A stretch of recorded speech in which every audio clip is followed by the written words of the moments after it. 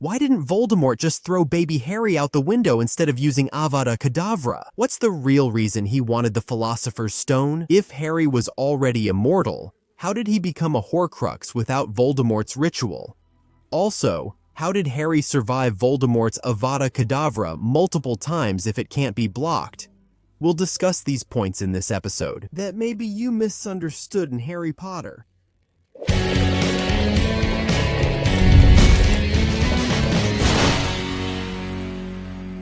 First, why did Voldemort want the Philosopher's Stone if he was already immortal? Harry Potter's legend starts when Voldemort, driven by a prophecy, tries to kill baby Harry and is ultimately defeated. Because of the sacrifice made by Lily, Voldemort has his body destroyed when he casts a killing curse at Harry. And after that, weaker than he had ever been, less than a ghost, but still alive. The Dark Wizard hides away and stays in hiding, waiting for one of his followers to show up to save him, to help him in some way. Voldemort waited for 10 long years without a form, without a body, and then he was found by Quirrell, and, together, they began their attempts to steal the Philosopher's Stone, the legendary substance that, among other powers, produced the Elixir of Life. The ancient study of alchemy was concerned with the production of the Philosopher's Stone, a legendary substance with fantastic powers. The stone can turn any metal into pure gold, and it also produces the Elixir of Life,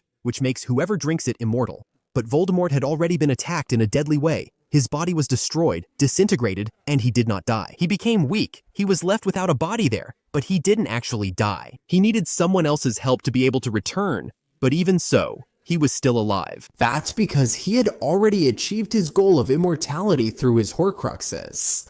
A Horcrux is nothing more than an anchor to life. His body is attacked and he doesn't die. He gets stuck to the earth. And incredibly, a lot of people get confused thinking that Voldemort wanted the Philosopher's Stone to become immortal, when in fact, he wanted the stone to get his body back, to have a living body. Harry Potter, said the face. Harry tried to step back, but his legs wouldn't obey. Do you see what I've become? Said the face. Just a vaporous shadow. I only have form when I can share someone's body, but there have always been people willing to let me into their hearts and minds. Unicorn blood has strengthened me these past few weeks. You saw loyal Quirrell drinking it for me in the forest. And once I have the Elixir of Life, I'll be able to create a body of my own. Now, why don't you give me that stone that's in your pocket? So, Voldemort didn't need the Philosopher's Stone for immortality since his Horcruxes already made him immortal, right? As long as the Horcruxes were intact, he was immortal. And since we're talking about immortality, our next topic in this video is also one that confuses people a bit. The Philosopher's Stone doesn't make anyone immortal. I know, I just read the passage from the book Philosopher's Stone, which says that the stone produces the Elixir of Life, which makes whoever drinks it immortal. But that's not exactly how it works. Hermione is reading an article from a book that talks about the Philosopher's Stone. In reality, the Elixir of Life only extends a person's life. It doesn't grant immortality. Immortality means never dying. But Nicholas Flamel and his wife, Perenelle, still died. After the stone was destroyed and the Elixir of Life was no longer made, the stone was destroyed. Destroyed, Harry said, confused. But that means he and his wife are going to die, right? They have enough elixir to get their affairs in order and then, well, they're going to die. What happens with the Elixir of Life is that it prolongs a person's life, allowing them to live for many years. Many more years than normal, like Nicolau and Pernell, who were almost 670 years old each. It's unknown if, while they were taking the Elixir of Life, they were somehow shielded from death, like Voldemort was with the Horcruxes. But I don't think so, because that would go against everything the story itself builds there, to say that nothing can cheat death, that when you try to do so, there's a very high price to pay. In this case, Nicolau Flamel wasn't cheating death. He was just prolonging his life, but he didn't have a problem with dying, you know? He was like, well, now I'm going to die. That's fine. So it's over. I'm going to die, and that's it. Voldemort, on the other hand, didn't. He defied nature by forcing his soul to remain and be reborn, even after a deadly attack destroyed him. I don't see the Philosopher's Stone, at least not in Flamel's hands, as something evil. nor the way he used it as something evil. Our next point is how Harry defended himself from Avada Kedavra, if it's impossible to defend against that spell. We need to clearly separate what's in the movies from what's in the books, okay? In the movie, a lot of people defend themselves from Avada Kedavra left and right. But that doesn't happen in the books. In the books, there's no way to defend yourself from Avada Kedavra. In the last episode of this series on common misconceptions, many said, but Harry defends himself with Expelliarmus.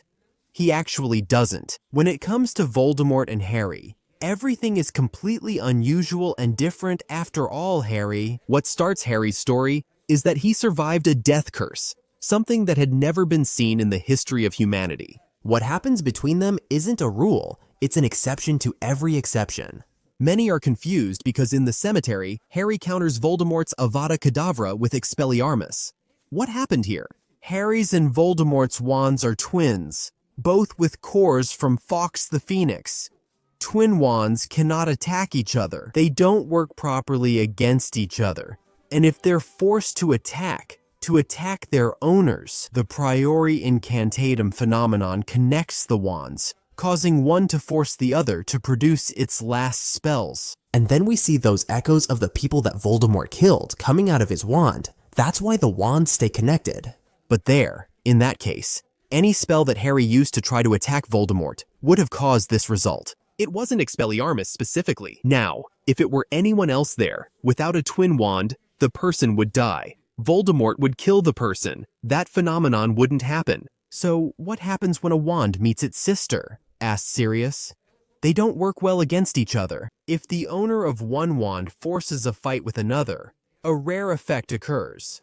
One wand will make the other regurgitate its spells in reverse order, starting with the most recent. The headmaster looked questioningly at Harry, and the boy nodded. Which means, said Dumbledore slowly, his eyes on Harry's face, that somehow Cedric must have appeared. Harry nodded again. Did Diggory return? Sirius asked suddenly. No spell can bring the dead back to life, said Dumbledore in a solemn tone. All that can happen is a kind of reverse echo.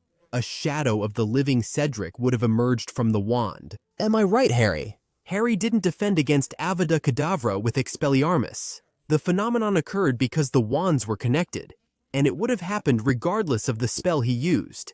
However, we get to the final battle of the last book, where Harry uses an Expelliarmus. He doesn't have the wand that's the twin of Voldemort's. Voldemort has the Elder Wand, and Harry has the wand he mastered, which was Draco Malfoy's. In this case, the spells collide. So, in this situation, how did he defend against Avada Kedavra with Expelliarmus? The bang was like a cannon shot, and the golden flames that burst out between the two, at the very center of the circle they had drawn, marked the point where the spells collided. Harry saw the green jet of Voldemort's curse meet his own spell. He saw the Elder Wand fly high into the air, dark against the dawn, spinning through the enchanted sky like Nagini's head, spinning through the air toward the master who refused to kill and who had finally come to claim it rightfully. What happened here? Once again, we take into account all the Voldemort and Harry factors, and I'm sure someone will say, oh, it's the power of being the main character. I might even agree if this hadn't been completely well built, since the moment Harry was attacked back in Godric's Hollow, when he was a baby, all of this was meticulously built. The relationship, the connection between him and Voldemort was meticulously built, so everything that happens between them is completely outside the rules. It's not just something random. Harry is a child who leads a completely normal life, and then he comes and destroys the villain super easily. But that's not even what happens. It's not like that. Harry gets a lot of help throughout his journey. This whole path between him and Voldemort started the moment Voldemort began to make mistakes. When Voldemort attacked Harry in Godric's Hollow, he used the Elder Wand, which was Harry's. The wand belonged to Harry in a way it never did to any other wizard. No other master of the wand had accepted death the way Harry did, surrendering himself beforehand, there in the forest, without fighting back, without anything, and still surviving.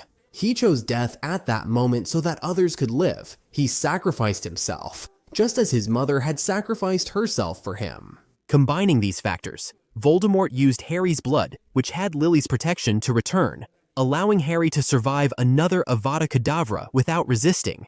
The Elder Wand was Harry's in a way it never was for any other master. That makes the wand in Voldemort's possession refuse to attack its master, who refused to kill, because, when faced with death, Harry refuses to kill. He uses Expelliarmus, and then the spells collide at that moment, yes, but again, not because it was Expelliarmus. That's not it. If it were any spell, Voldemort's magic would end up ricocheting, because the Elder Wand belonged to Harry, and refused to kill its master. Now, why can't we take this as an example? In the same situation, any wizard dueling Voldemort would use Expelliarmus. My friend, they'd be done for. They'd die. Nothing would happen. In fact, something would happen. The person would die, right? It wouldn't happen like it did with Harry, because that whole connection was built up. So that's why you can't just take it and use it. Oh no, Harry used Expelliarmus to defend himself, but that's not the point. Many people misunderstand this. Why didn't Voldemort try to kill Harry in any other way? Why did he use Avada Kedavra there? Because that made his body get destroyed. In fact, a few years ago, there were even people making a meme about this. I don't know if it started as a meme or if the person who thought of it really meant it that way. Check out this plot hole. Voldemort could have just tossed the baby out the window. Man, do you guys remember what happens to Quirrell, who was hosting Voldemort's soul and tries to touch Harry? There, in Philosopher's Stone, he dies in agony. His whole body burns, bubbles, and he's left there by Voldemort to die in pain. That's because of Lily's sacrifice. From the moment Lily sacrificed herself, Voldemort could try to hit Harry on the head with a frying pan. He could grab Harry by the hand and throw him. He wouldn't be able to. He wouldn't be able to do any harm to Harry because of that sacrifice. So whether it was with Avada Kedavra, with a 38 with anything, he wouldn't be able to. So if Voldemort tried to touch Harry, first of all, he wouldn't do that, right? It already goes against the character's own development. Voldemort hated anything common or normal. He refused to attack Harry using ordinary Muggle methods. He uses his wand to cast a deadly spell there. That's it, with no response. But he had no idea. He never imagined that there was something stronger, more powerful than him. The house didn't explode because he used Avada Kedavra on Harry. That spell doesn't cause explosions. That explosion was the result of the evil spell hitting Harry, who was protected by such a strong sacrifice from Harry's mother. Got it?